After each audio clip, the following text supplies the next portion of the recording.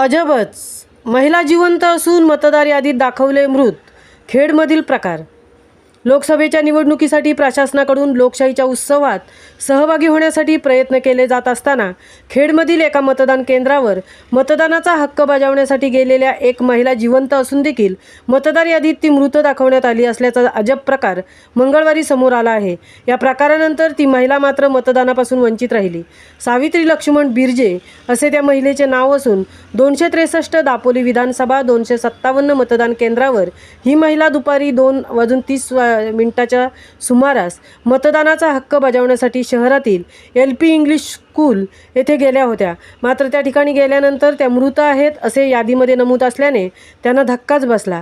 दरम्यान याबाबत त्यांनी मतदान केंद्र प्रमुख यांना विचारणा केली असता मतदार यादीत मृत व्यक्तींच्या नोंदींप्रमाणे नाव डिलीट झाले असल्याचे सांगण्यात आले. मतदान करता येणार नाही असे त्या महिलेला सांगण्यात आले. त्यामुळे बिर्जे ही महिला जिवंत असून यादीमध्ये मृत दाखवण्यात आल्याने तिला प्रशासनाच्या गलथान प्रकारामुळे मतदान करता आले नाही. महामुंबईसह देवेंद्र जाधव, खेड.